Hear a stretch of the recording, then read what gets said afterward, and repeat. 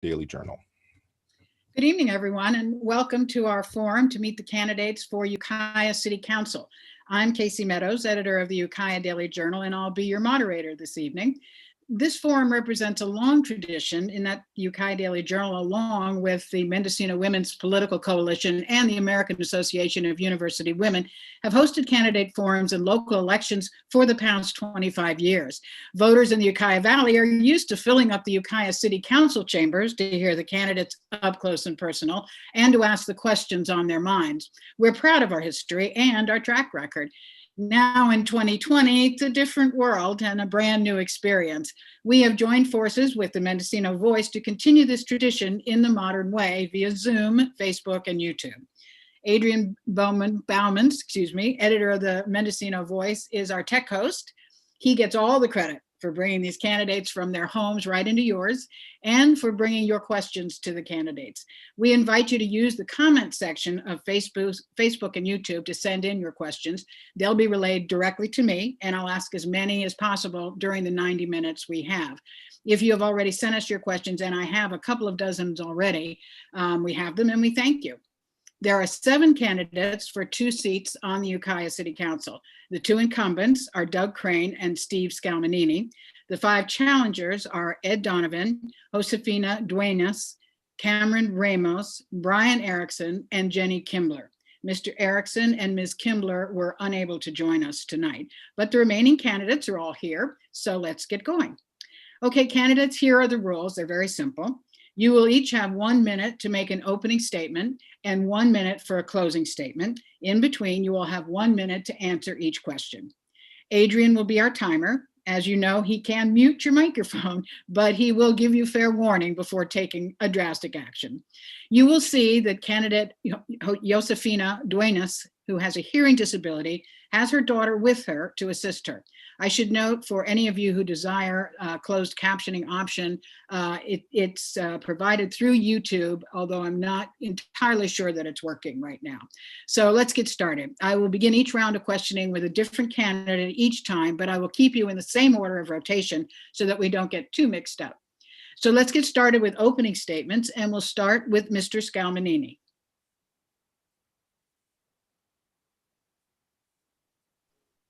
Okay, hopefully I'm unmuted now. Well, good evening, everyone. I'm Steve Scalmanini. I am a 7-year veteran of the City Council and a 21-year resident of the community here in Ukiah after a career for a few decades in Silicon Valley. I'm a retired engineer there.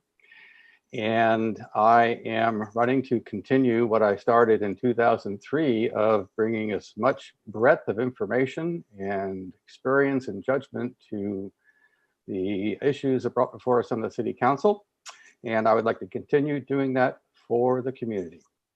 I am available by my website, scalmanini-2020.com.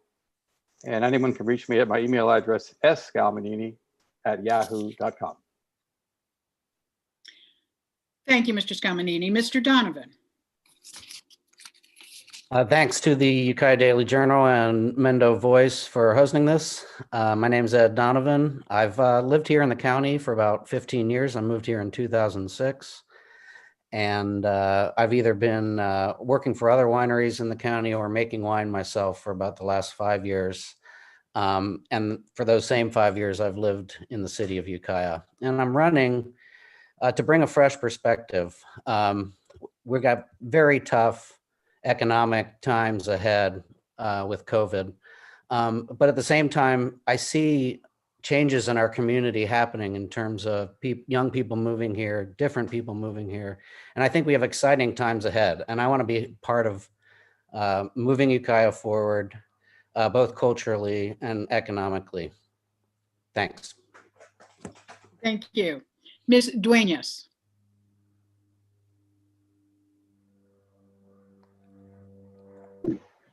Buenas tardes, damas y caballeros. Good afternoon, ladies and gentlemen.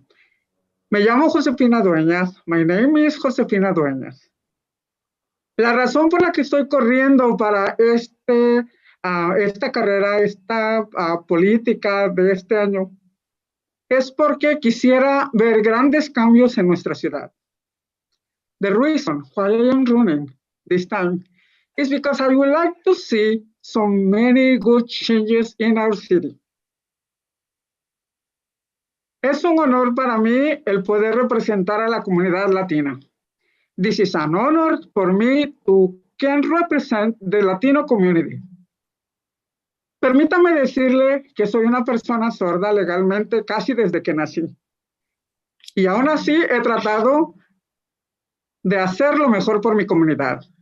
Let me tell you, I have been deaf almost since I was born. Even with my disability, I have been trying to help my community. That's time. That's time. Thank you. Mr. Crane.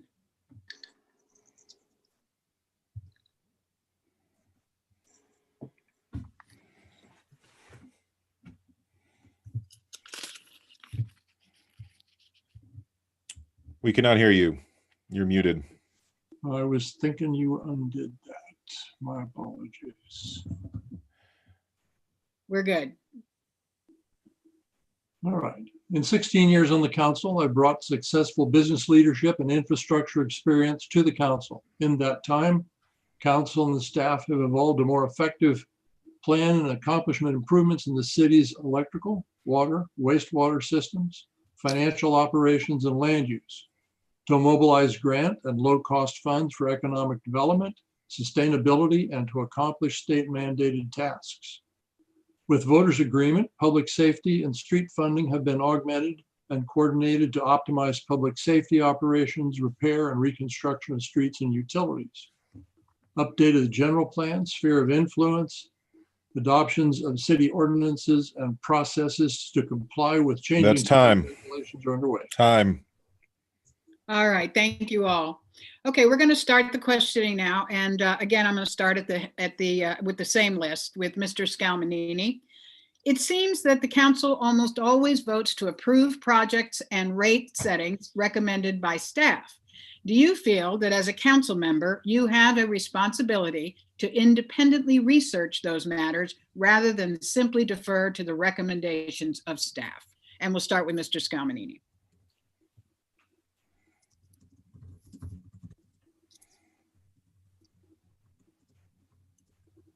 You're muted. Okay, start that again. Apologies. I think the answer to the question is in the work I've already done and documents that I've produced showing alternates or alternatives to what is being brought to us by staff. Now, the specific example I'll bring up there is the garbage rates, which were changed about 3 years ago. And at that time, we were told by staff that we had to charge the same for everyone. We could no longer do discounts for smaller cans, the 20-gallon can, 10-gallon cans versus the standard 32-gallon can. I was the one that produced the documents that showed a year or two later that every city in Santa Rosa has a significant discount for smaller cans. Typical me to document. Thank you. Thank you. Mr. Donovan.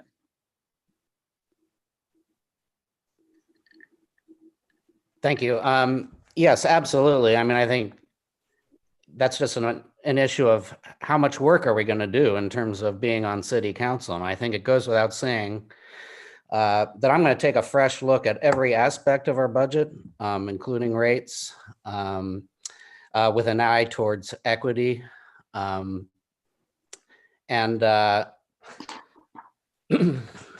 looking at our city's priorities and deciding, you know, where our limited funds are best going to be used. And yes, I'll be taking a fresh look beyond the recommendations of staff for all of that. Yes. Thank you. Ms. Dueñas.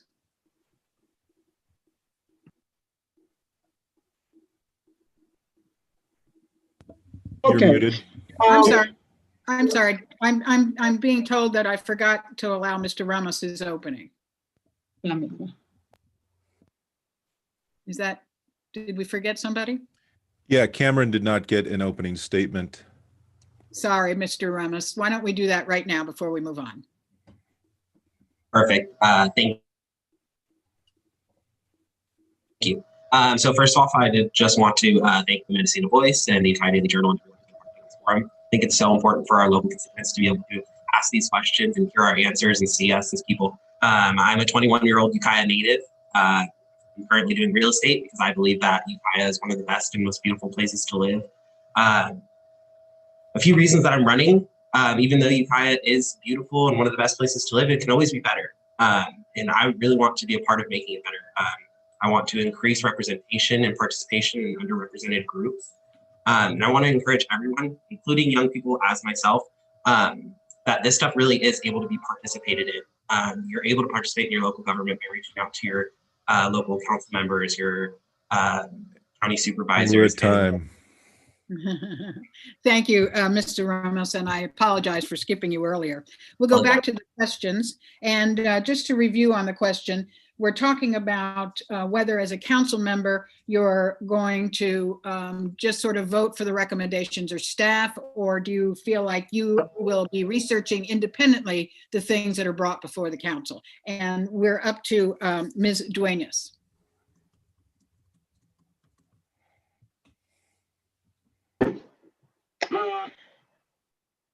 Una de las razones por las cuales estoy corriendo es porque me gustaría saber más acerca de todas las cosas que están por ser aprobadas. The reason why I am running is because I would like to research more before signing for everything. I would like to be more able to understand why we have reached that to that place, signing yes or not. That's what I would like to do. Research more. Thank you. Mr. Crane.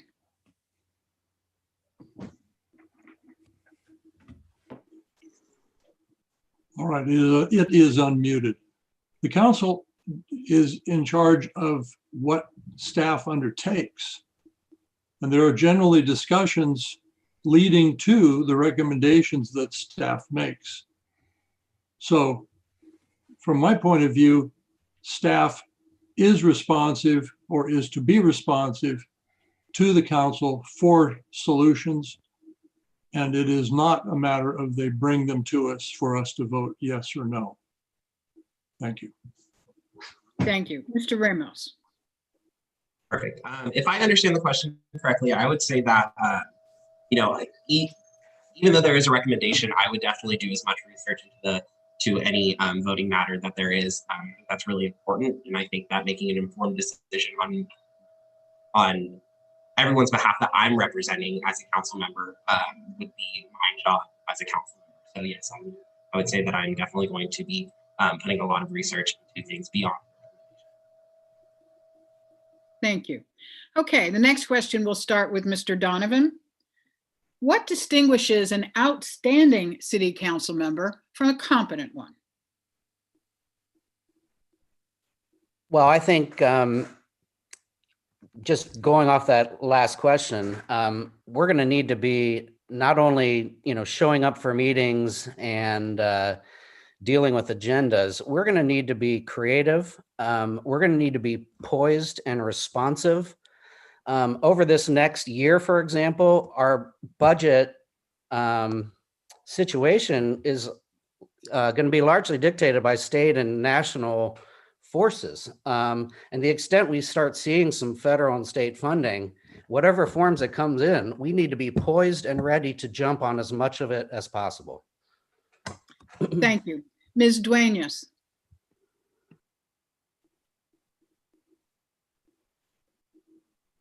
Pienso que lo que distingue a las personas en la política es esa capacidad de entenderse, de darse a querer hasta cierto punto con la gente a la que está representando. I believe that what makes you to be a useful candidate is that capacity that the person has to make a bridge between you and the people you are serving. That's my question. That's my response. Thank you. Mr. Crane. The council is responsible for, the members of the council are responsible for not just attending meetings. They need to be educated in the moving pieces, the fixed pieces, what agencies do we have to comply with? What agencies do we have to cooperate with? And how do we utilize the resources that are typically raised locally for the ongoing operation of government? Grants come for things above and beyond, like augmenting sewer treatment plant, putting in more wells, major improvements to electrical distribution. The time it takes for someone, in my opinion, to competently do those tasks averages about 20 hours a week. And if that sort of effort is not invested, it is initially, Time. it's That's a time. lot. Thank you. Mr. Ramos. I would say an outstanding council member would be very in touch with their community, doing a lot of community outreach, seeing a lot of what the people there representing want. There's going to be a lot of change that we're going to see within the next year. And I think that's really important that an outstanding council member is adaptable and is able to roll with those changes easily. And, as Mr. Crane said, educated. I think that you need really to be understanding why things have happened the way that they've happened previously and how we can move forward from those and how we can make them better for the people who live. Thank you. Mr. Scalmanini.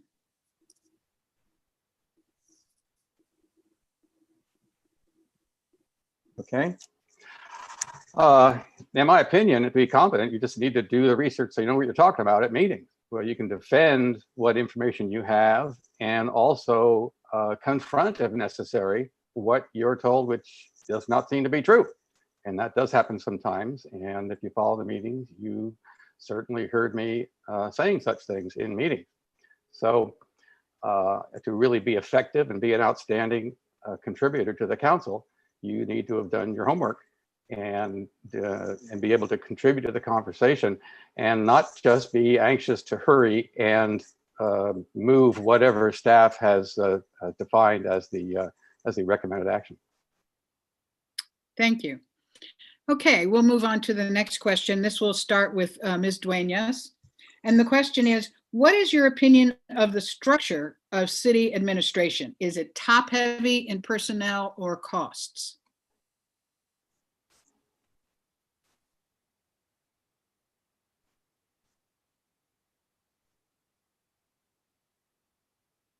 There's a slight delay while Ms. Dueña's daughter translates due to her hearing problem.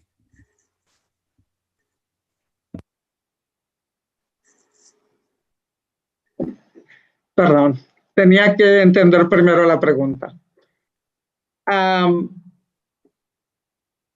I believe that, honestly, this is the first time I am running. And I believe that I have to research more about the staff and everything. I am willing to do so. And my hope is to be able to understand each one of the people who are working closely in there. So have a team. Oh, no me está pasando. Thank you. Mr. Crane. Top heavy? No. The top staff works a lot more than their 40 hours. They bring a lot of knowledge. They would be very difficult to replace for the skill sets.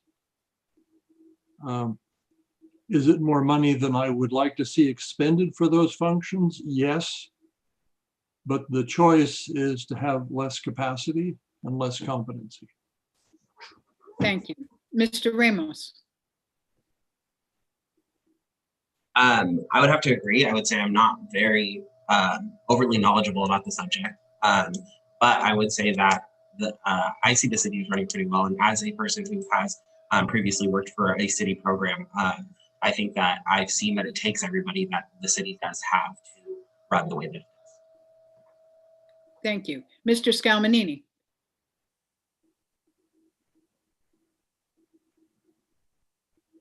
I am not particularly convinced that the staff or the management of the city and the structure of the city is top heavy, but I do hear it questioned occasionally from people in the city, from residents.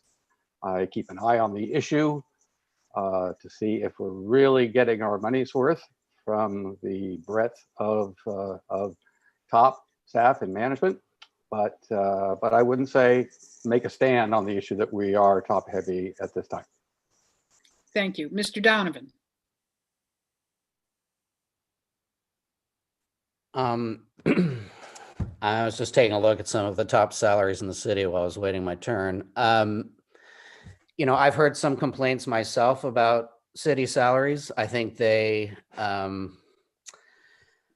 we don't have so many that I would declare that the city is top heavy just without doing a lot more research. What I would say though, is that we have a lot of community needs and community programs that to me don't look like they're funded enough. And so whether it comes from salaries or somewhere else, I will be looking for money for some of those things. Okay, thank you. We'll start this next round with Mr. Crane, and someone has sent us a question online just now. What changes do you intend to initiate to help marginalized communities? Please restate the question. What changes do you intend to initiate to help marginalized communities? Why would we want to marginalize communities? I don't understand. No, to help the ones that are already All marginalized. right, thank you. That's better. I believe it means that everyone on staff, everyone on the council must be willing and understanding that all people who have questions, concerns must be equally heard, and that the value of everyone's questions is comparable. And if we have that mindset, I think we can achieve the goal. Thank you. Mr. Ramos.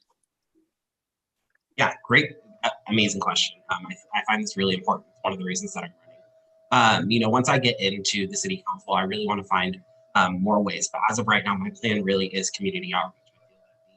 I feel that sometimes the community is left in the unknown because not enough is being put out there. Not a lot of opinions are being asked for. And I think that's important. We don't just need to expect our constituents to come to us. We need to ask opinions of our constituents. We need to open up our emails and our phone numbers and let them really come to us and let us know what we're doing that they can see. Thank you. Mr. Ramos, yeah, if maybe we could solve his sound problem. Thank you, Casey. Mr. Ramos, can you please sit a little closer to your microphone? We're having some difficulty hearing you. Thank you. Thanks, Adrian. Okay, Mr. Scalmanini. Well, let me start by saying that I'm not sure what communities the question is referred to, but for starters, the most marginalized community in the city, I'm going to identify as the homeless. And when I say marginalized, they were more marginalized, you know, several months ago when the city moved the only local encampment out from where it is to wherever they ended up, and no one knows because no one tracks that. So, and I was the only person to oppose that because I think it's better to have them in one place than scattered all over the city, and it's more manageable in one location. And I think you asked for changes. One change is to have supervision, professional supervision at a campsite or a camping place for the homeless. Thank you. Thank you. Mr. Donovan. Well, two areas I've identified that I think would be, and I agree with Cameron that outreach is big. And I think having gone through the COVID experience and kind of how the county was slow to communicate with our Spanish-speaking community, you know, that's something we can be doing in every area of city life, from recreation, you know, social services on down. We should be doing a much better job at reaching everybody in terms of language. And then I also, you know, think we should be streamlining certain types of permitting and certain making possible people to start little micro businesses in town and making that cheap and easy to do. Thank you. Thank you. Ms. Dueñas. ¿Ya? Primeramente, es verdad, mi lucha siempre han sido los sin casa, los homeless. Por lo tanto, me gustaría investigar más, terminar de leer las 31 páginas que han escrito en su estudio y ver de qué manera podemos lograr que se construya un lugar enorme en donde albergue escuelas, área de servicio de clínicas, hospital mental e incluso una granja para que ellos puedan subsistir. First of all, I am very compromised with the homeless. We have been getting money that I would like to be seen as to be spent in buying a very large land to build a mental hospital, clinics, schools, gardens, and parks, and have the whole community, the homeless, in just one place where they will receive everything they need in order for us, everybody. Time. Okay, thank you. Now that the homeless situation has been brought up, let's dig a little bit into that. Let's see how you all feel about what the city is currently doing about the homeless and what you think they should be doing about the homeless. And we'll start this time with Mr. Ramos. I think while the city is doing what it can, it's not enough, and the city does need to work better with the county and the county with the city. I think on both sides, and we do need to come with up with a plan that we can really move forward with, that's fiscally able to be done, and we can get the homeless situation the help that it needs, because obviously it hasn't been done yet, and we're trying. We're definitely trying, but it need to work. Thank you. Mr. Scalmanini? I've mentioned already then that I would like to see a professionally supervised location for the homeless to locate. There is a place in town for that that could be used, not where they were by the airport until June of this year. But I also think that would be convenient to provide the services that are so often mentioned by staff, is that these wraparound services that the homeless are supposed to get. Well, where are they supposed to get it? They're all over town now again. And that is the problem we began with and had for several years. So the second thing I'll mention is that there is an organization that's well known, the COC, for managing a lot of the homeless problem, but what they do is what they're limited into what they can do by what funding they get. And that's, they don't get funding for everything. So some of the needs are not addressed and will be in the future, and I'll be looking into some of those. Thank you. Mr. Donovan. Oh, sorry. I mean, just as a starting point, I do, I believe in that the homeless strategic plan that's just been drawn up by the county is a good and important first step. I also think we should take some of the, for example, I notice our city police force having to deal with the homeless on a regular basis, and they spend a ton of time and money doing so. And I think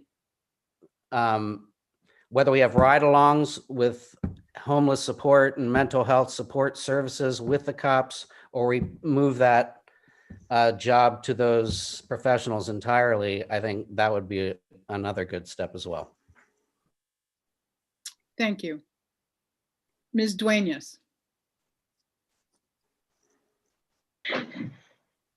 As I say, I would like to get the city and the county to work together to spend the $10 million that we already received to buy 330 acres of land, spend the 9 million resting for building more accessible places for them.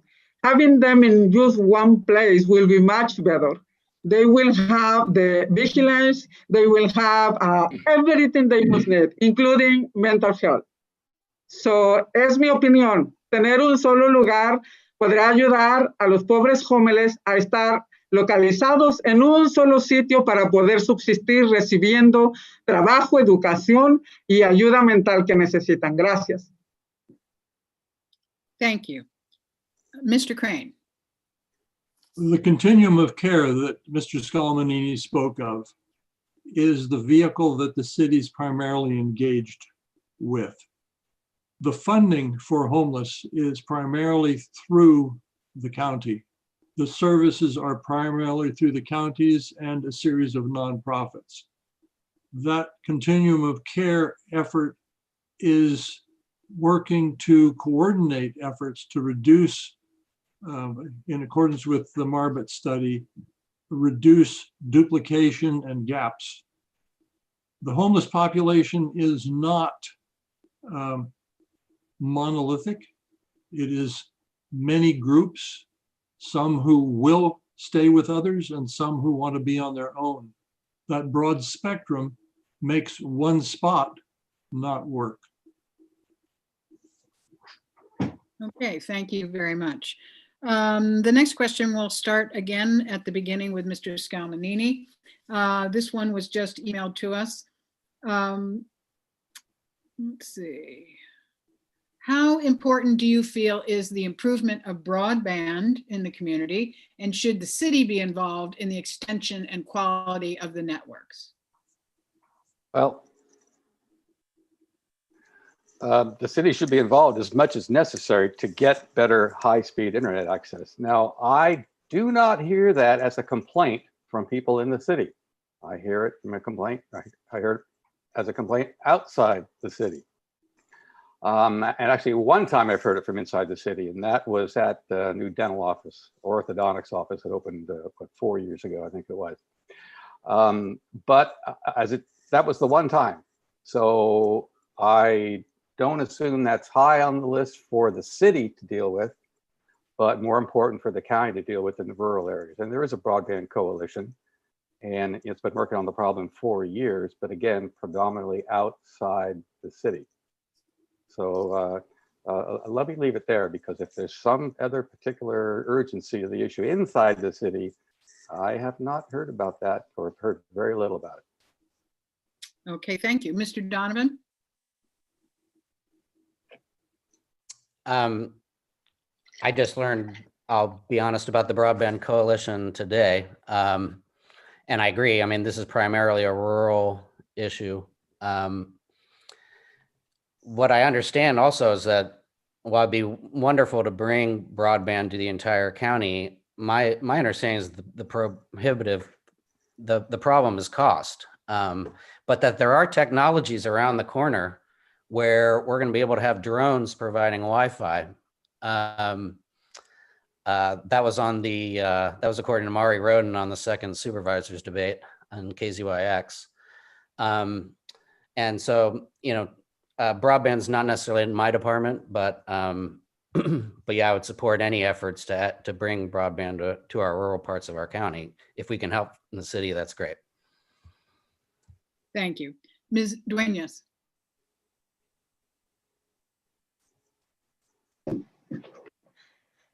Pienso que es importante que la ciudad se envuelva.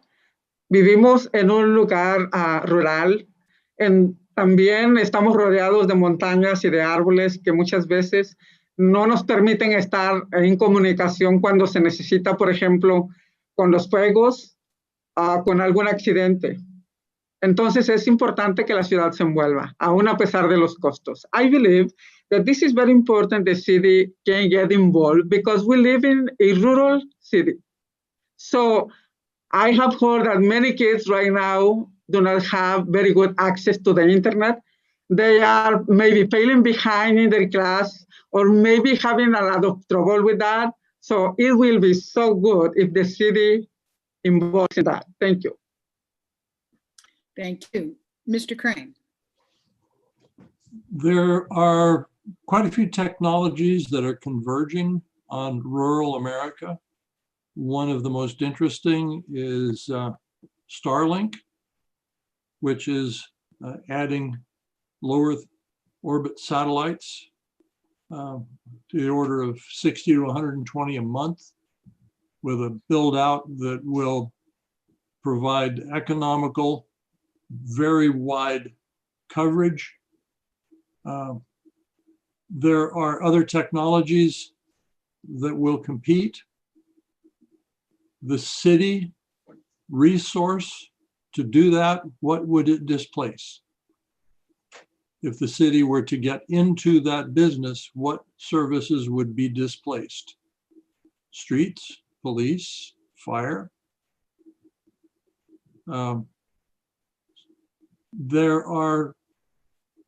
There's recent legislation that provides significant freedom for companies to put in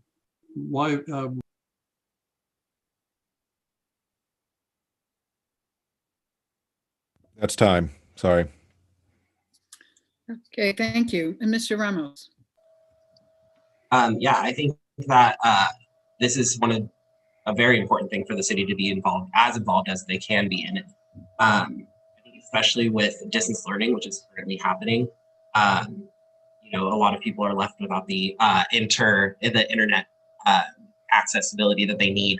And I also believe that health services, they all in school, when it's regularly back in session, it will all need a higher broadband internet, and especially as telephones, trains, and roadways were always really focused on internet access is the economic driver of the 21st century, and I think it's really important that we definitely focus on it here in the city. Okay, thank you. The next round will start with Mr. Donovan. Someone would like to know how you see the legal cannabis industry fitting into the economic development of the city. Well, how the legal cannabis, can you restate? I'm sorry. Yes, how the legal cannabis industry fits into the economic development of the city. Well, I think, countywide, we are right now, we've gotten so few people into the legal process that we're just not taking advantage of the tax potential of, of what legal cannabis could be. And I think if we're able to streamline that process, get a much higher percentage of the cannabis industry legal, and take up tax sharing between the city and the county, which seems to have we've dropped the ball on since roughly 2014, then we can get a lot of more revenue for both the city and the county from legal cannabis. And that's what I support. Thank you. Ms. Dueñas.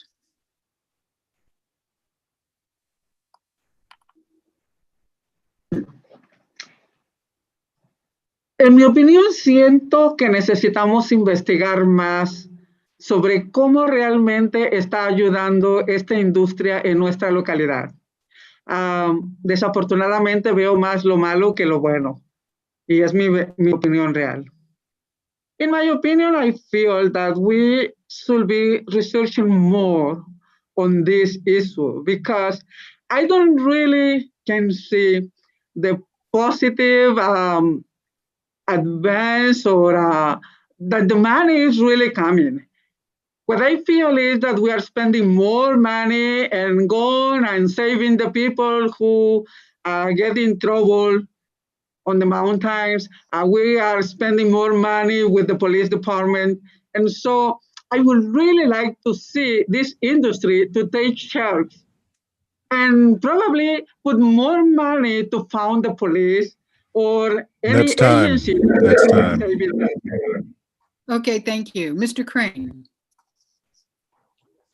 city in recent years has done extensive work in terms of providing zoning and facilitating cannabis businesses within the city with an effort in protecting the neighborhoods, schools, and such. That has yielded some businesses. It may yield more over time in terms of grows. A small urban area is maybe not the best for grows, but there are rules that the city has established to accommodate those as well. So it's not something that has not been done. It is a work in progress, and it was discussed at the most recent council meeting again. Thank you. Mr. Ramos.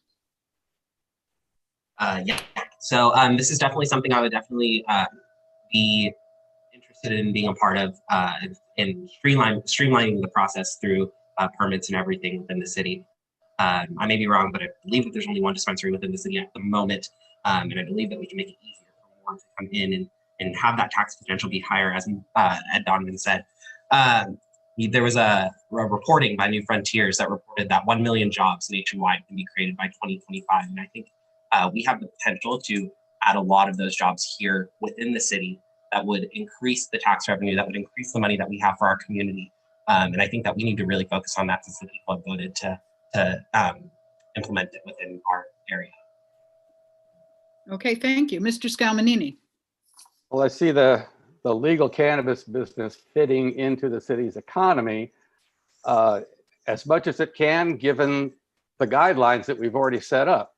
So similar to what Mr. Crane said a minute ago, the city's already created a structure and codes for where to put dispensaries. And there is one, at least, maybe two, there's two more that are on the books. One of them down on Cunningham Road area, part of town, and one of them at the end of Smith Street.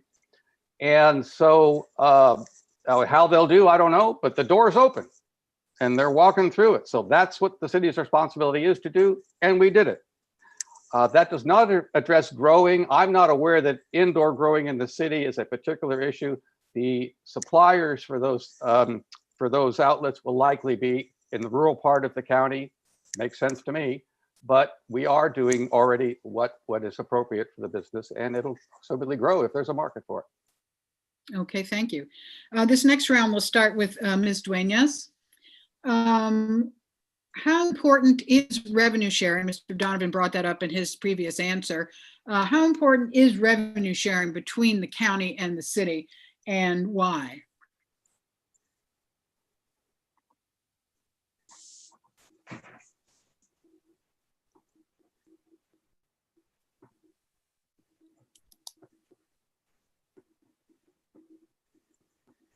Pienso que si es necesario, debe ser compartido siempre y cuando haya una razón correcta, exacta, honesta. I believe this is important to share when there is a just, correct, and honest need to share the money. So I believe we have a lot of work to do with that. Thank you. Thank you. Mr. Crane? A distinction. There's tax sharing and there's revenue sharing. Tax sharing is a condition of annexation, property tax sharing. And over at least the last 8 years, the city and county have on again and off again discussed, efforted, coming to agreement on a method. The method that was discussed extensively seemingly was too complicated.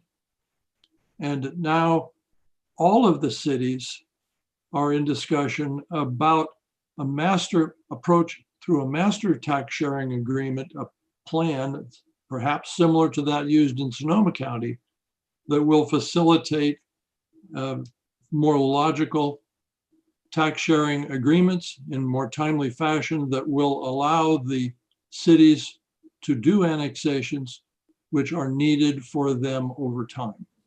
The city of Ukiah being a prime example of that being a problem. Thank you. Mr. Ramos. I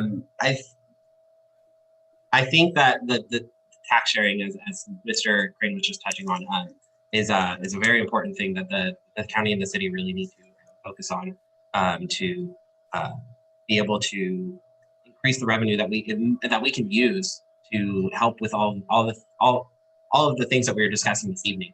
Obviously, the people we're representing are asking these questions because they want to see change, and so the sharing of the funds would be an amazing thing for the city and the county to come to a decision on.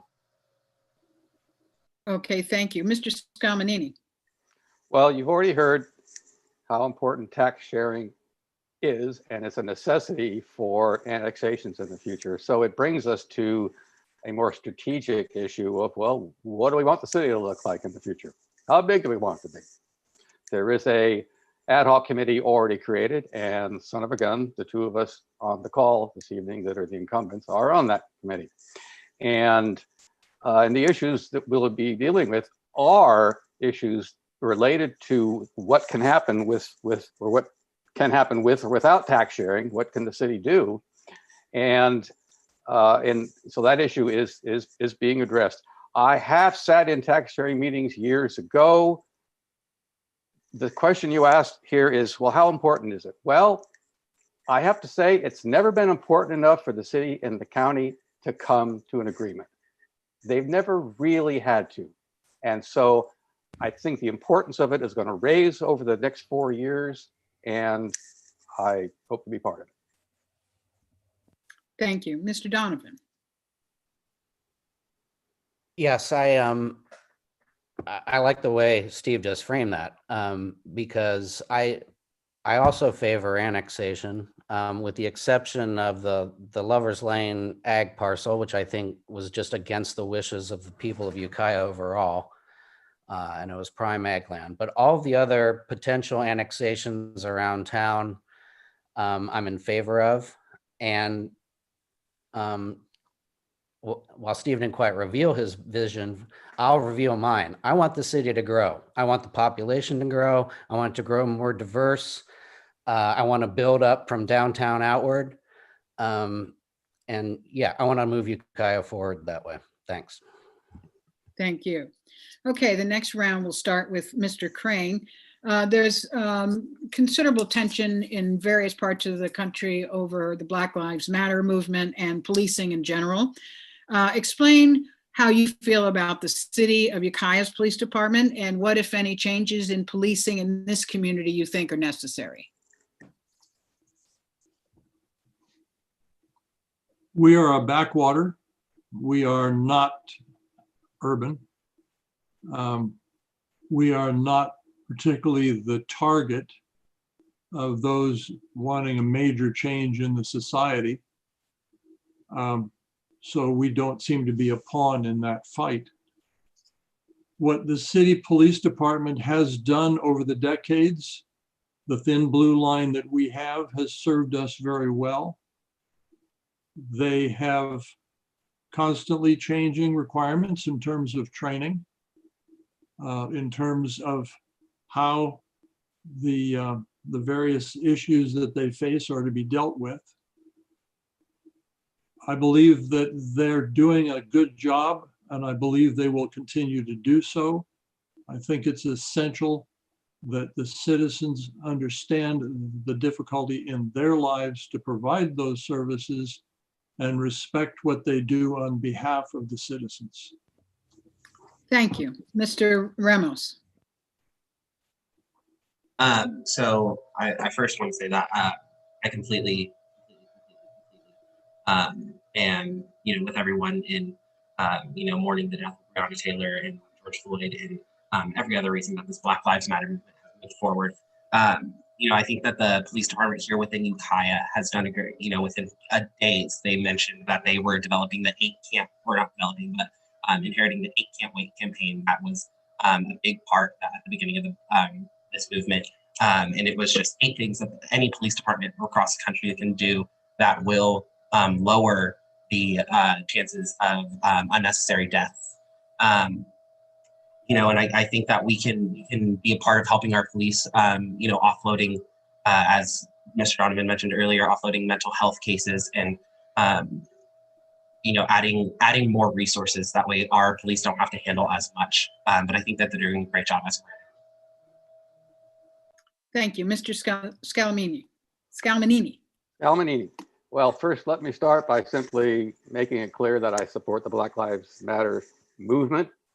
And I think it makes sense, something that's been coming for not just many years, but many decades and even generations in this country. Here in Ukiah, I am you know, confident in saying our police department has excellent credibility with the public.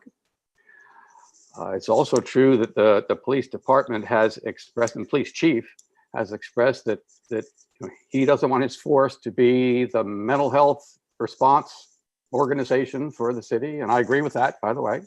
So there is a need still to have some kind of force to deal with, or organization to deal with mental health emergencies.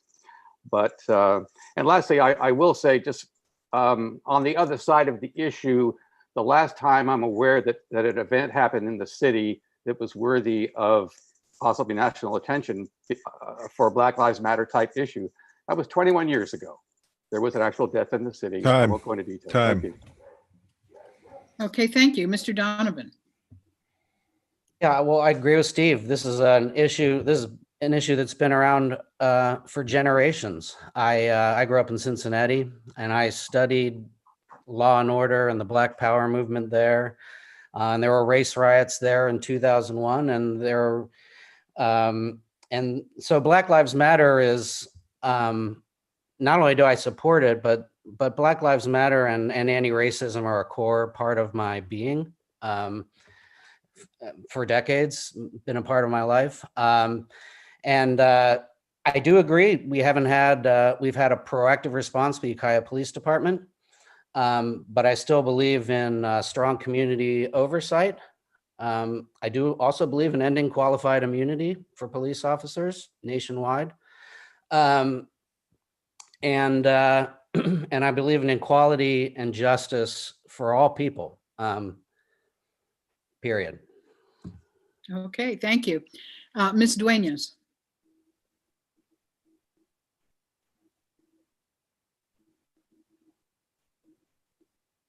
Estoy de acuerdo con el compañero anterior. Siento que aunque nuestro pueblo es un lugar muy pequeño, pero a nivel nacional hemos estado viendo las atrocidades cometidas en contra de nuestros hermanos de color, es importante que nosotros vayamos educándonos también para ver de qué manera podemos ayudar a estas personas, porque son también seres humanos. I believe that even when this problem is not being arising here in our city, because this is very small, in the country, we have been saying a lot of atrocities against our brothers of color. I am a Latino, and I feel that my brothers need respect from everybody, not only from the police, but from everybody. I believe that our Thank you. All right, the next question, we'll start with Mr. Ramos. What is your impression of the current relationship between the city and its local businesses? You know, I think that recently, currently during this pandemic, the relationship has been very edgy between the local businesses and the city. And I think that moving forward, we can repair that relationship between them as long as we go forward, allowing them to make their money in the safest way possible, and allow our businesses to flourish the way that we need them to flourish to be able to have our town to flourish as well. Thank you. Mr. Scalmanini?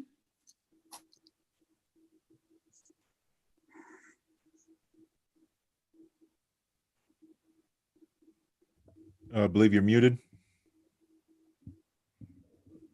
Okay, apologies.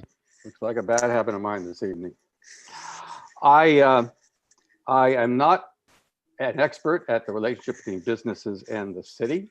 I believe that we've set up, the code system set up, and the city has been flexible in enabling businesses, specifically new businesses, over the several years that I've been on the council. I refer to the wool processing business that the city was flexible on permitting over on Orchard Avenue.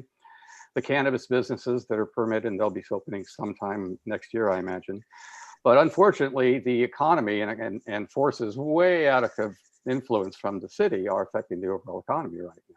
And that is a trend which is unfortunate, and I'm sure is creating stress for businesses. I just hope that businesses recognize us as doing what we can for them. Thank you. Mr. Donovan.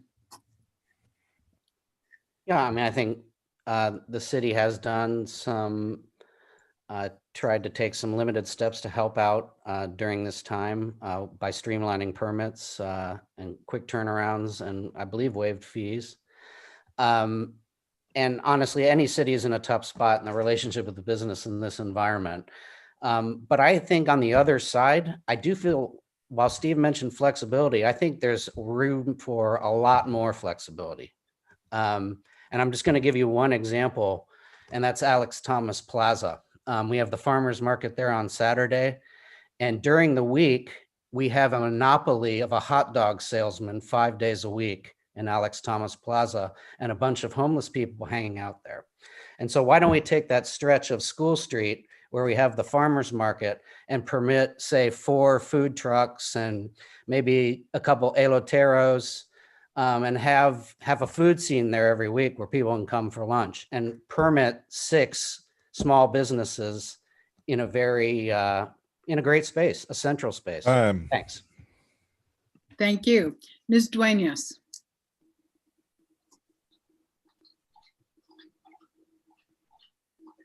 Pienso que la ciudad está haciendo más o menos su trabajo. La verdad es muy accesible en cuanto a que ayudan un poco con orientación para poder llenar los formatos. Yo estoy muy feliz con eso, pero siento que es muy importante que su personal, al menos el personal que tienen al frente, sea bilingüe. I believe that the city is doing so. I am really happy because they have people there helping. But I also believe that at least at the front lines, you must have bilingual people because there is a problem with communication. Also, I second the idea of the previous person. Why only one person is selling at the plaza? I have been just trying to help many other people to go and open a business for food vendors. My idea is to use the railroad full of food vendors, at least just on Sundays. That will be a good idea with music and mariachis. Thank you. Thank you. Mr. Crane. The city offers business assistance through a series of partners, public-private partnership. The assistant city manager, the deputy city manager, is on point for that. There are a lot of other people on city staff that can be contacted and help people sort through what needs to be done to open a business, but assistance is available and it's fairly considerable. The issue of food, any food sales operation is also under county health standards, and sometimes the impediment is from the agency that actually is in charge of that. So it's like they say, it's complicated. There are many hands in the pot, and in terms of regulation. Thank you. Thank you. Okay, the next question will start with Mr. Scalmanini. How do you suspect the city is going to have to deal with the strain on resources and budget caused by COVID-19? Well, fortunately, we have a good relationship with the the city manager and the department heads to deal with these kinds of issues. You said how? Well, it's happened before. There's already been some people that are retired early. There were a few layoffs that happened in the last, it's been 5 months or so, and there may be more of that. The last time we went through a problem like this was the recession it's going back to 2012 or 13 or something like around that time. And the city manager at that time, we had to have cutbacks. I think it was 5 or 10% cuts in salary for a period of time. If that's what we have to do, that's what we have to do. The alternative in these days and in this economy is no work at all, which I don't recommend. So we will adjust as necessary. It's happened before, and I certainly think we can do it again as needed. Thank you. Mr. Donovan? Right, I agree. The place to start are salaries, and it's really unfortunate. Hopefully we can get some retirements and other ways to not, or to cut less for the people who are going to continue working. We're also, yeah, I mean, we're gonna have to look at every aspect of the city budget, and you know, and make some tough choices. It's going to be, it is going to be difficult, but I think if we're creative and we can come up with some low budget solutions to fill some needs that that we couldn't, that we can't fund the normal way, I think we can do that. I think we just have to be positive, we have to be creative, and we have to and make some hard choices. Thank you. Ms. Dueñas.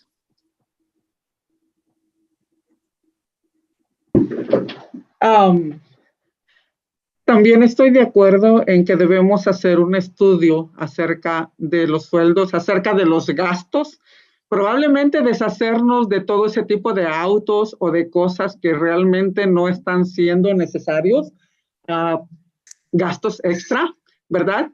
Hay que buscarle por ahí, pero también crear quizás algún negocio, quizás con todo eso que se obtiene de la marihuana ilegal, quizás volverlo legal, o sea, dentro del contexto del gobierno para poder recaudar fondos. I believe that is true. We have to look at the salaries of the people, probably make more records, but also look at the industry of the cannabis, especially the one that is illegal. When we get everything from them, probably our government can create one factory or something. Thank you. Mr. Crane. All right, the city budget consists of many parts. Some are general fund, some are enterprise funds, some are taxes for streets, taxes for public safety, and then there are funds that come periodically from the outside, from grants or low-cost loans to achieve other things. The city's policy established by the council is that the city operates its general fund with a reserve of 25% or more in order to have a cushion, in order to have time to change course, to figure out what has to be done to deal with the reduction in revenue, what won't be done or must be deferred, and what people may need to leave. It is very actively done, and it's being done, I believe, appropriately and reasonably thoroughly. Thank you. Mr. Ramos. According to a 2020 survey of the U.S. Conferences of Mayors and National League of Cities, 88% of municipalities are anticipating a painful reduction in the revenue this year. And I think the economic downturn is going to hit most forms of revenue, but I think that the city really needs to go over the city budget with a magnifying glass before they consider cutting salaries and really find money where we can that is going to help the city flourish after this this COVID pandemic. The marijuana industry has already been been mentioned. And I think that there's places that we can find the money, because you don't want to be cutting the salaries during the times that we're facing at the moment. Okay, thank you. Mr. Scalmanini. Oh, no, I think you already answered. Okay, Yes. we're going to go on to the next one. This one will start with Mr. Donovan. Is there anything the city can be doing to be a better partner with the senior center or address senior needs in the community? You know, I'd love to see some sort of way to have an official liaison with the senior center. Maybe we do have that already. I actually wouldn't know that. But what I see there are, at the senior center is, a pretty good facility, and a commercial kitchen, right? And I just feel like we can be reaching out, and whether it's music or events, and just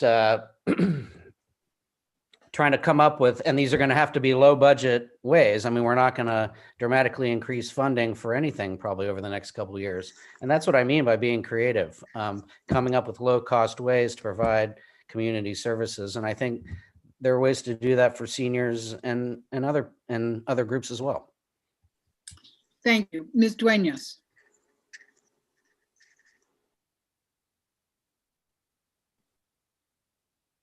Creo que están tratando de hacerlo bien hasta el momento, aunque en mi experiencia con los ancianos veo que necesitan mucha ayuda para transportarse, mucha ayuda para traducir a la hora de ir al doctor, bastante ayuda para acarrear cosas, por ejemplo, como la comida del banco de comida. Y pienso que ellos de verdad necesitan gran ayuda de parte de voluntarios más que nada para poder seguir adelante. Okay, I believe that they need a lot of help, especially volunteerism. They are very old, they cannot carry heavy things. They also need people who can be bilingual there to help with the whole community. And I guess overall the city is doing okay. Thank you. Thank you. Mr. Crane.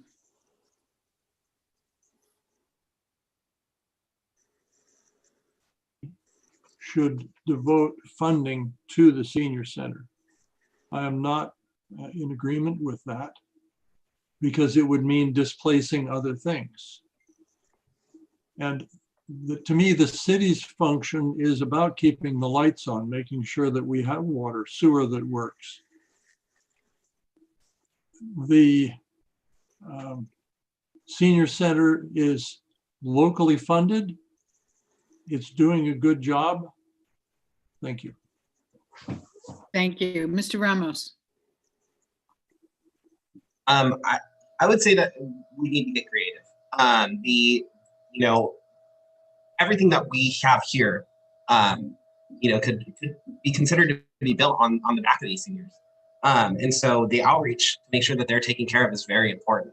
And I agree that we may not have, especially within the coming years, we may not have all of the funding to be able to do everything that we want for them.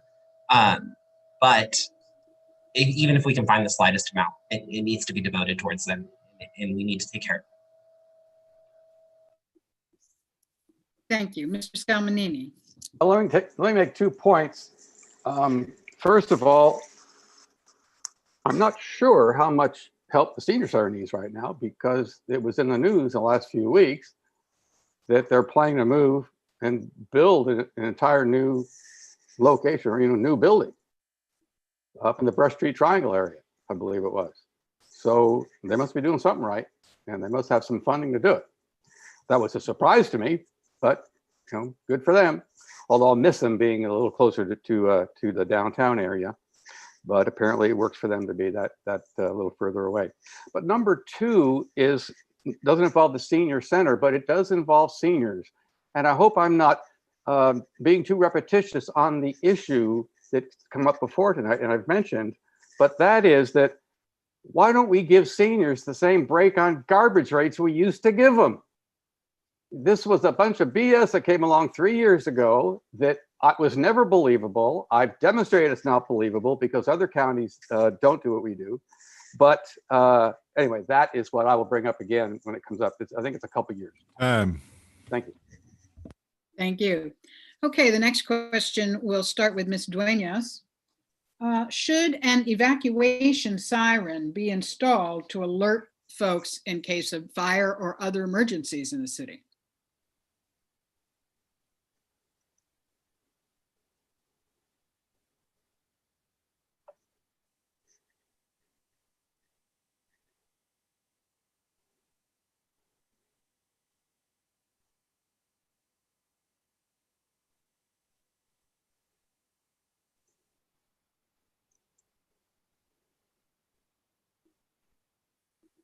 Sorry, the question.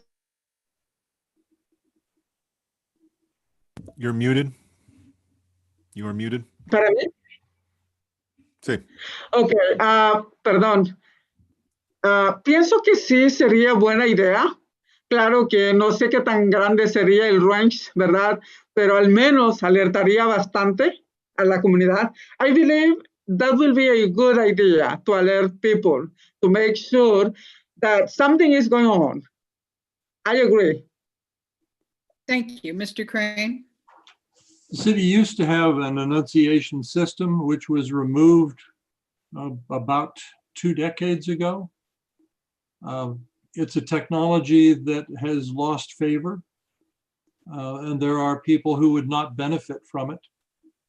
I would need to look at it from a standpoint of what's it cost and try and understand what the benefit of that expenditure would be and understand what it would displace. Thank you. Mr. Ramos? I would agree with that. I think that we would definitely have to look into what the cost would be and where we would get those funds from. But I do think that it is a great idea. And I do think that we definitely should look into it. There's other forms of emergency help that we can place around the city, like the blue light telephone poles that we see going up around the country. And I think that those are also a great idea to really look into.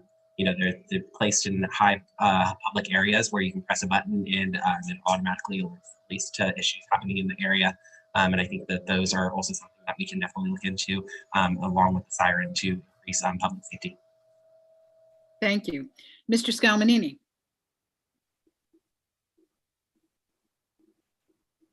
Here I go again. Okay, I'm unmuted. I'll make a couple of comments. First of all, my compliments to whoever asked the question, because this sounds like an inexpensive thing to do that would be helpful for the public. I remember sirens from, the sirens when I was a kid, 11 o'clock on one Friday of the month or something like that, and that was the norm. Well, we've learned, 3 years ago, 2018, the Redwood Valley fire, how important that would have been, because people didn't know to pay attention. People didn't know to turn on a damn radio and listen to what's going on. By coincidence, I was listening to the local radio when that fire started. I heard the first announcement of it, that there was something going on. They didn't know what yet, but there was some report of a fire in the Potter Valley area. It wasn't known that it was heading for Redwood Valley yet. Anyway, a siren or a few sirens in the city to tell people, tune into the radio and listen, there's something important going on, makes a lot of sense. Thank you. Mr. Donovan? Yes, absolutely. I support the siren. Thanks. Short and sweet. Okay, the next questions, we're going to start with Mr. Crane. With the changes in State Street getting mixed reviews from city residents, do you think the city does enough to involve residents in major projects?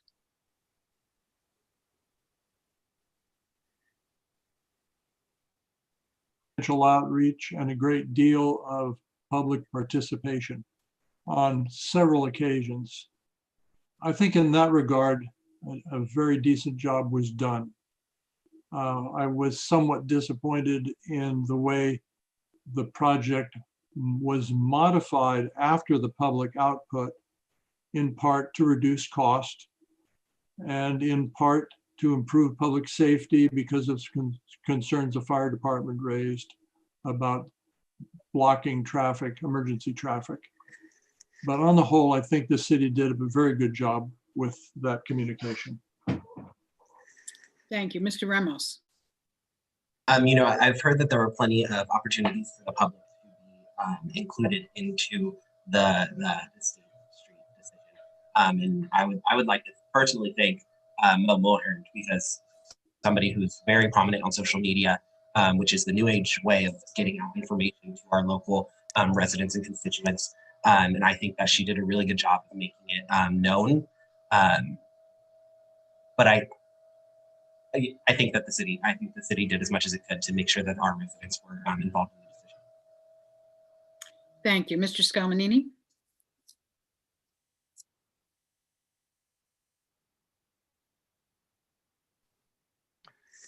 For starters, the claim's been made many times by staff that this will be an improvement in traffic flow. And I certainly hope it is, or will be.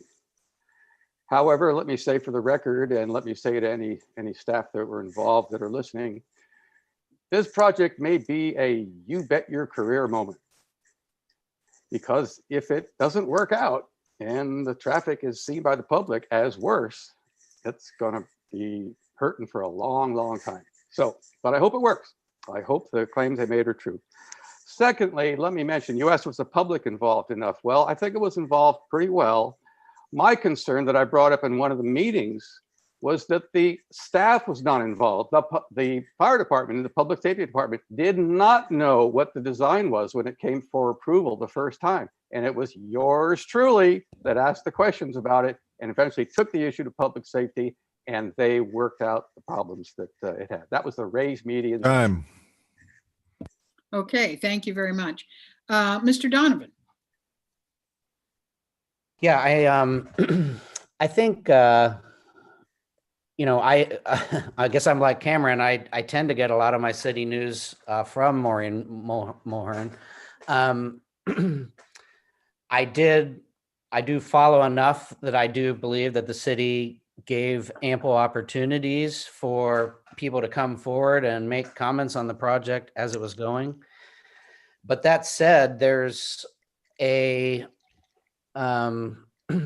a perception out there that people, you know, kind of had the wool pulled over their eyes. And while I don't agree with that, I do think we need to, I mean, it's not worth debating whether we're going to do it or anymore. What we need to do is capitalize on what it is, maximize the improvements it can potentially make, promote it, and make downtown more walkable. That is one of my core issues, making the city more walkable. The more walkable it is, the more time people spend time and money in Ukiah.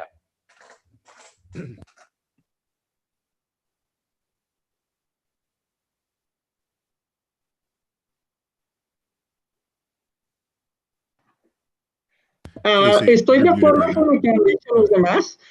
Honestamente, he recibido muchísima información por parte de quien yo considero la única integrante del concilio actual que está trabajando demasiado por la comunidad, y ella es Mo.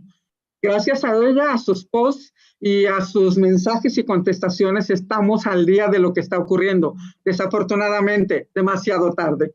El problema es, esas juntas en el concilio deben de ser bilingües. I believe that there is a problem of communication. The only one person I see very involved in the community from the city council is Mo. Thanks to her, we know everything about what is going on. So my thinking is, before we do something, we have to do bilingual meetings so that the people can be informed. Thank you so much.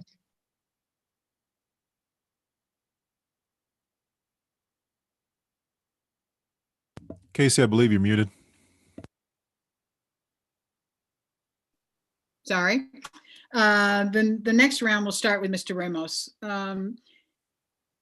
If the city received a multi-million-dollar grant that they could use in any way they want, what would you do with it?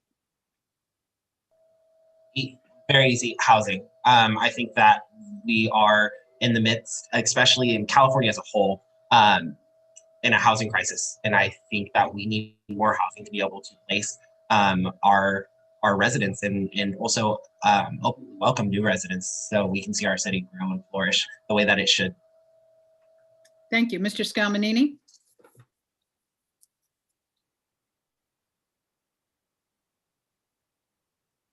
Steve, you're muted. When I'm hot, I'm hot. So I certainly agree that some of that money should be put into housing and matching grants that are available for building housing. The other thing I would put that into involves the project that is underway in a ad hoc committee that is looking into the energy production and storage of the city to be done locally, so that we can avoid the problems with the public safety power shutoffs, and also stand on our own 2 feet locally more for energy generation and usage, storage and usage. That's going to be expensive, but that is one of the things I would pursue with multi-million dollars. Thank you. Mr. Donovan?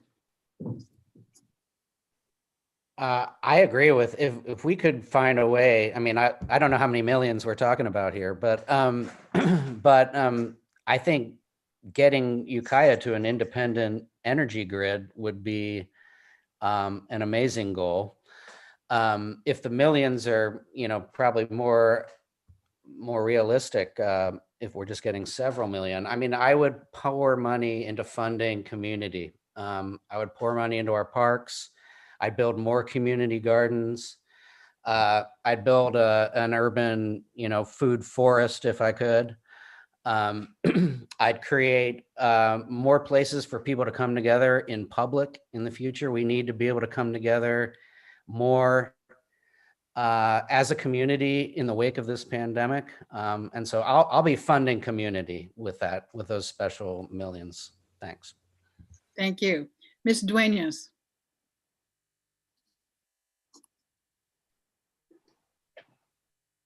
Si hubiera la posibilidad de tener millones de dólares, compraría 500 acres para poder crear un centro comunitario para los jóvenes, hacer viviendas accesibles, especialmente ecológicas, utilizando el plástico reciclable y cemento. Ese sería mi aim, aparte de hacer mejor comunicación. If we were going to have a lot of money, I would like to spend it in buying a big land to create a very specific place for the homeless, using the plastic and cement for more sustainable houses for them, employing them in building their houses, paying them even for living in there. So that will be a great accomplishment, just to focus first on what we are failing more. Thank you. Thank you. Mr. Crane? Substantial, quite a few tens of millions of dollars of pension liability of the public employees retirement system. That's currently being charged at 7% interest. If we were to receive some millions of dollars today, that would be the place I would be most interested in putting it today. The city is efforting reducing that liability cost by bonding that pension liability, or a significant portion of it, 80% of it. But the other place that I would like to put that sort of money is towards the resiliency of the electrical system, which includes storage and some local production. Thank you. Okay, thank you. This next round will start with Mr. Scalmanini. Water, important to the future of the city. What solutions do you see to ensure water for the next century?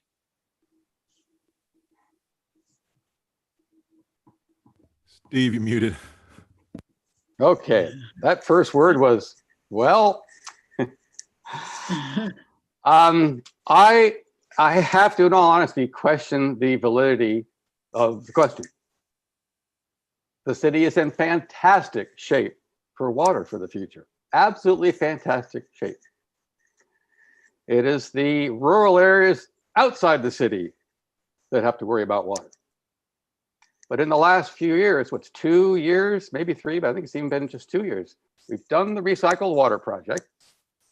We've done 2 new wells that are for groundwater, not for underflow. So we're looking great. You know, the issue is how many other people want to get the hand on that? And how can we use water to enhance some of the annexations we are, because we have the water to serve people. So what's the future going to be? But we're in good shape. Okay, thanks. Mr. Donovan?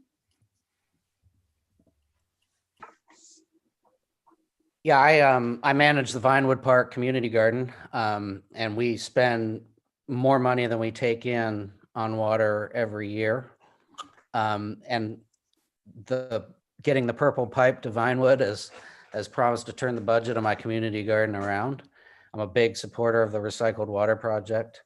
The one other water issue I would mention is that I think City Ukiah is one of the agencies involved right in the Potter Valley project. And while we don't necessarily have major water issues within the city limits, we are part of the region and we're part of securing the future of the region's water. And I do support that project. If there's a way to secure the flow of water for the region while doing great stuff for the salmon with the smaller dam, I approve of that as well. But I believe water for us comes first. Thanks. Thank you. Ms. Dueñas?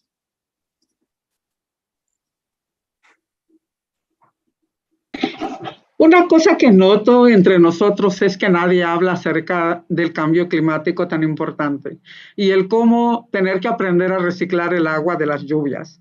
Es importantísimo enforzar eso en nuestra ciudad en caso de incendios para poderla utilizar y también para poder guardar el agua para nuestros jardines o nuestros céspedes. Something I haven't seen today is anybody speaking about the climatic change. This is very important to learn how to recycle the rainwater in the cities and everywhere, just in case we need it. It should be a good way to help with the lawn, with the gardens, and in cases when there is one pyro in the city or out from the city. I would like the people right now to address the climatic change, please. That's important for me. Time. Thank you. Mr. Crane? Doug, you're muted.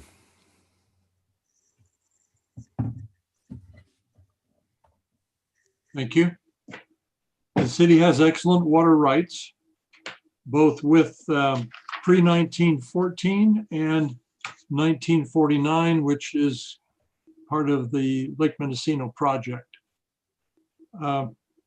The city has offered water agencies around the city to assist them in the harvesting of water and or providing them with water for fee. It is a key component.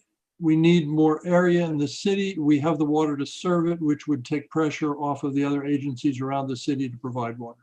Thank you. Thank you. Mr. Ramos? Yeah, I would like to say that I'm also a really large supporter of the Purple Pipe and the recycled water. I think that, you know, if from what it sounds like, we're pretty well off with what we have.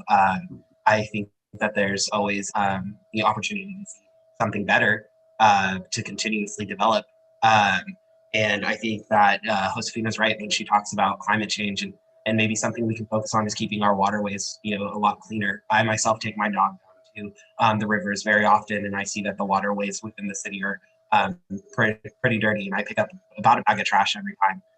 So I would say that maybe we can focus a lot on that and making sure our waterways stay as clean as possible. Okay, thank you. The next round of questioning will start with Mr. Donovan. Describe what kinds of businesses you would like to see come to town and the kind of businesses you do not want to see coming to town.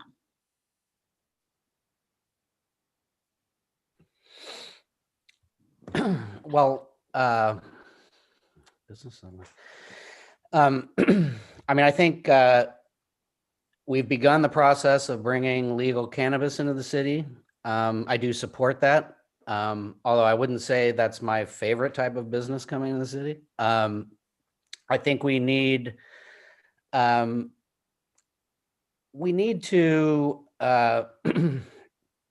we need a more diverse downtown. So we need to be encouraging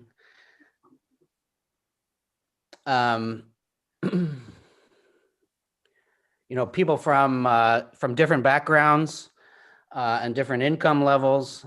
We need to streamline the permitting process.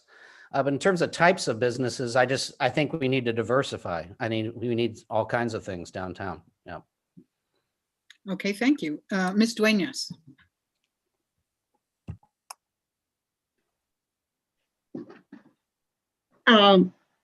Pienso que necesitamos darle más oportunidad a las madres en casa para que puedan tener esa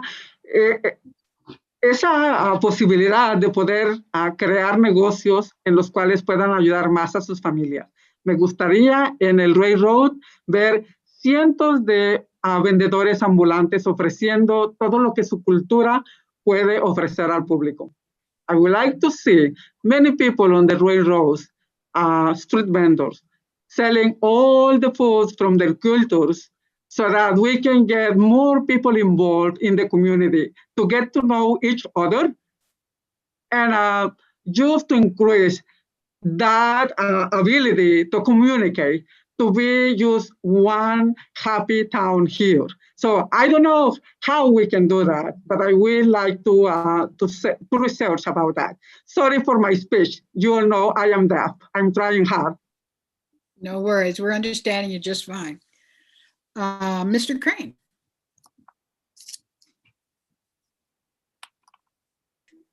Value added businesses would be my first choice because they help make up for the money that we ship away for the things that we buy from other places. So it builds tax base and it helps provide a more sustainable economy. The sort of things I wouldn't like to see are those that maximize the export of the local resources, the local dollars. Thank you. Thank you, Mr. Ramos. I would really personally love to see the businesses that create a lot of job opportunities within our city. I think that we need to really focus and protect our local mom and pop in downtown. But while doing so, we need to definitely diversify the amount of businesses that we have here and understand that not everybody's at the economic ability to be able to afford the of small town business. And so we need to be able to provide them a place to shop as well. Thank you, Mr. Scalmanini. Let me start by saying I'm unmuted.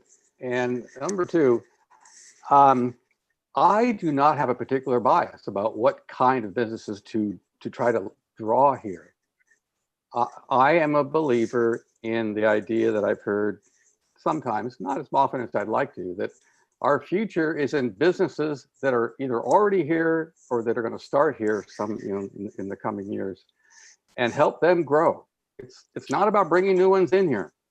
It's about growing ones we have or that people want to start. Now, we have done some encouragement. Some of that, for example, the medical businesses associated with the hospital, that's been a growth.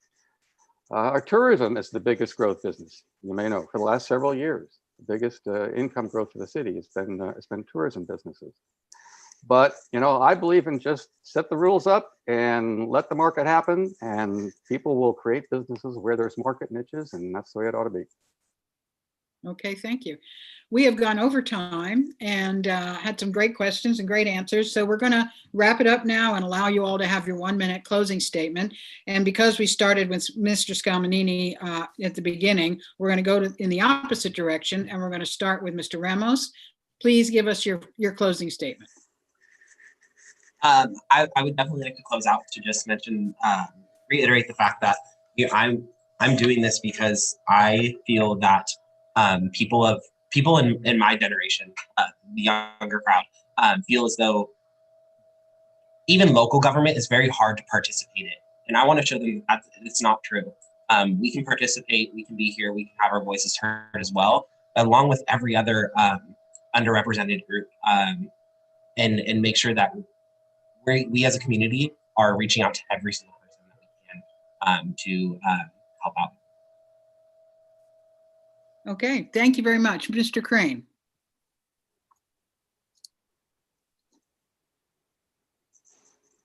Doug, you are muted. This is my 16th year on the council. I seek an additional 4 years. There are a lot of things that I have helped change. I want to see those things more firmly baked in, budgeting, reaching ahead on planning, looking for the highest value for the expenditure, constantly improving the systems and the tool set. So that's why I seek the additional 4 years. I have a lot of experience and want to continue to use it for the citizens' benefit. Thank you. Ms. Dueñas.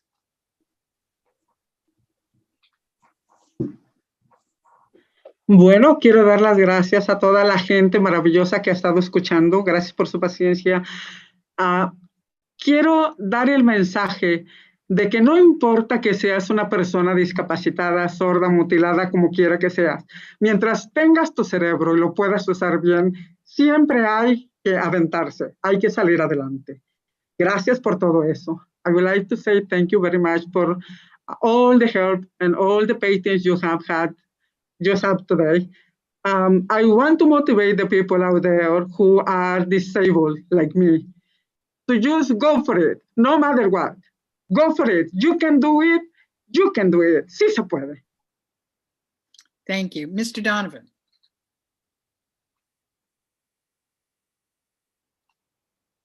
Should I go before Steve or? Yes, go ahead. We're going the opposite direction. Oh, okay, I'm sorry. No worries. Yeah, I am. I'm running for some of the opposite reasons, I guess, of Mr. Crane. I mean, I'm running as a fresh perspective. I've only been living here in town 5 years, but I've lived in some communities that are very successful, and I have a lot of hustle and a lot of desire to make the city a better place. And what I hear is a little bit of defeat, that the city's just here to keep the lights on. And I don't believe that. I have hope of making this a better community, a stronger community, and a community that's better, that has better funded programs and more for everybody. Equality and access for all Ukiahans to city life. Thanks. Thank you. Mr. Scalmanini.